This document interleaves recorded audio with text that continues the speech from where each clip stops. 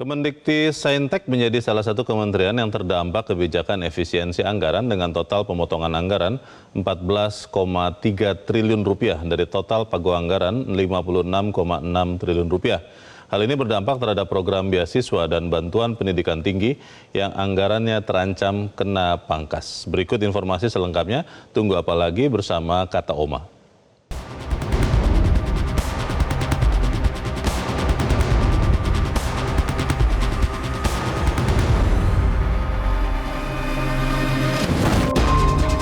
Sejumlah anggaran beasiswa yang dikelola Kemendikti-Saintek berpotensi dipangkas buntut dari aturan efisiensi anggaran.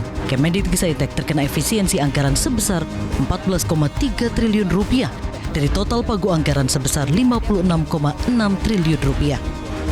Dalam rapat kerja bersama Komisi 10 DPR RI, Mendikti-Saintek Satrio Sumantri Bojonegoro menyebut sejumlah program beasiswa yang dipangkas diantaranya Kartu Indonesia Pintar Kuliah KIPK, Beasiswa Pendidikan Indonesia, Beasiswa Afirmasi Pendidikan Tinggi, Beasiswa Kerjasama Negara Berkembang, serta Beasiswa Dosen dan Tenaga Pendidikan.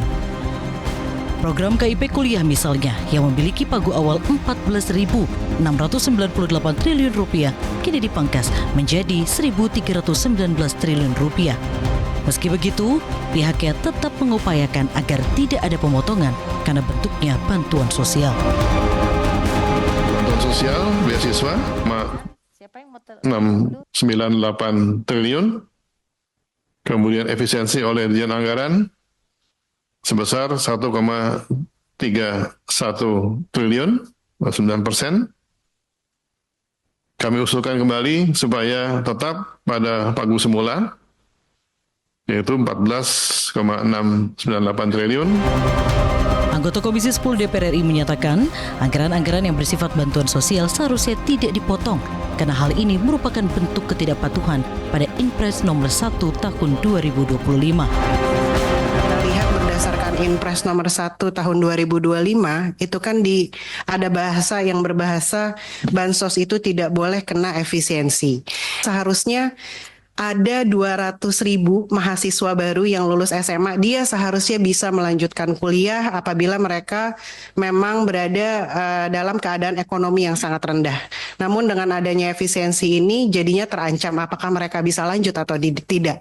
Yang ongoing pun sama. Seharusnya itu juga sudah harusnya mereka tetap bisa studi dengan nyaman gitu ya di beberapa tahun ke depan, khususnya tahun ini. Namun saya yakin sebagian daripada mereka pasti juga deg-degan. Apakah saya nanti yang kena pemotongan atau tidak? Apakah kuliah saya bisa lanjut atau tidak? Begitu. Jika pada akhirnya program bantuan tersebut teribas pemangkasan, maka mengakibatkan subsidi pendidikan menjadi terganggu hingga berpotensi menghambat proses lajunya perkembangan di sektor pendidikan.